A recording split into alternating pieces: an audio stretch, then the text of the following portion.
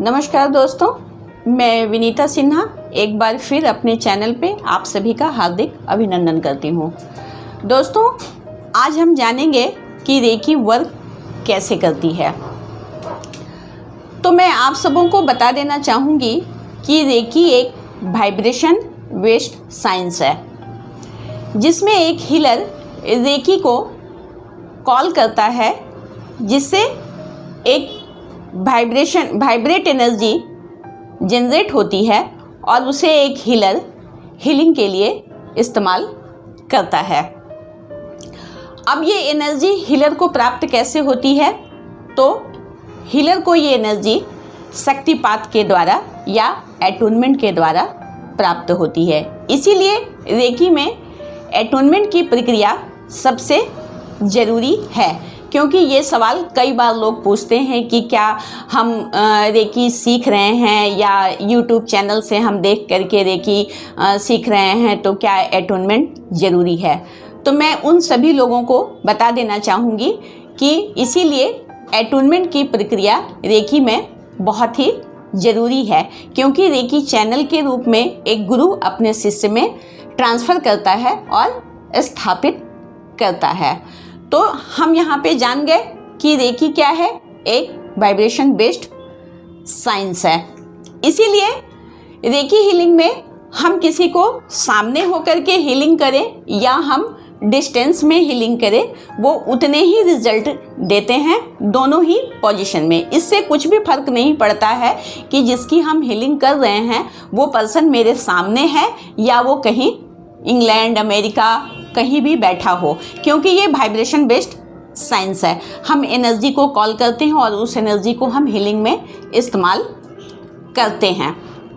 Same तरीके इसलिए कहते हैं कि हम अपने घर की भी हीलिंग कर सकते हैं, घर की वास्तु हम ठीक कर सकते हैं, क्योंकि दोस्तों हमें पता है कि वास्तु घर, ऑफिस कहीं का डिस्टर्ब हो जाने का मतलब क्या है कि प्लैनेटरी पोजीशन जो है वो डिस्टर्ब हो जाती है।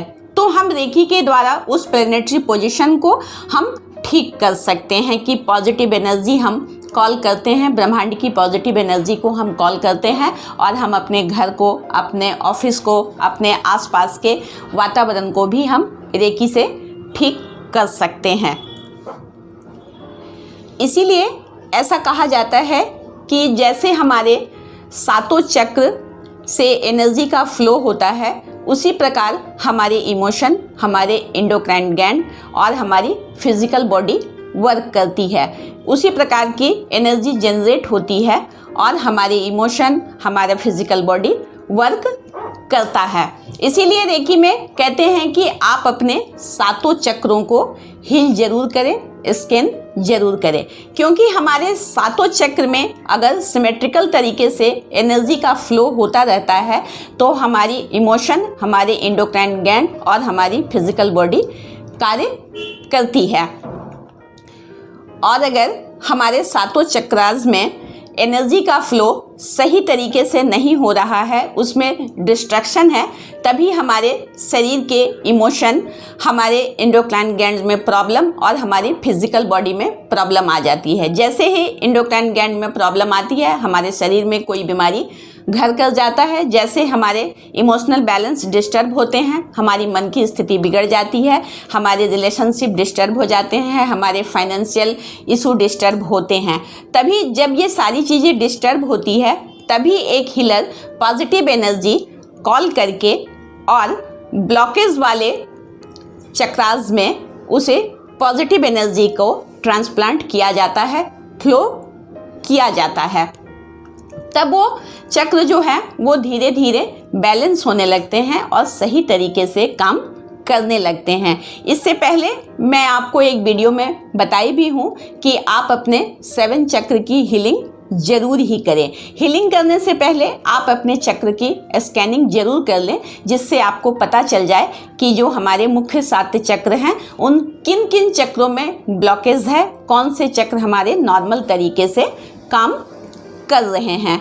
तो जब जैसे रूट चक्र हमारा है, तो रूट चक्र में अगर ब्लॉकेज आ जाए तो वहाँ से इनसिक्योरिटी, फियर और फाइनेंशियल इशू प्रॉब्लम शुरू हो जाते हैं। तो अगर स्कैनिंग करने के बाद अगर हमें स्टार्टिंग में ही पता चल जाता है तो हमें रूट चक्र की हीलिंग प्रॉपर हमें करनी चाहिए। अगर हम सातों चक्रा पे 3-3 मिनट की हीलिंग कर रहे हैं तो अगर किसी पर्सन को फाइनेंशियल प्रॉब्लम चल रही है या किसी बात को लेकर के वो व्यक्ति बहुत डरा हुआ, सहमा हुआ, इनसिक्योर फील कर रहा है, डैट मीन्स उस पर्सन के रूट चक्रा में ब्लॉकेज अवश्य ही है।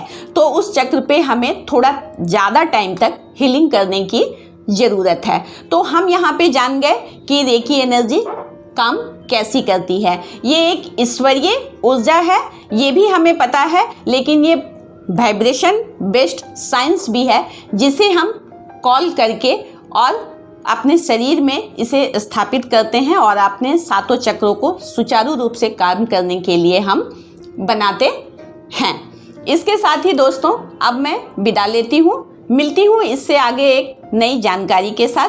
तब तक आप मेरे वीडियो को देखें, लाइक करें, शेयर करें और अभी तक अगर आपने मेरे चैनल को सब्सक्राइब नहीं किया है तो आप सब्सक्राइब अवश्य कर लें। नमस्कार, धन्यवाद।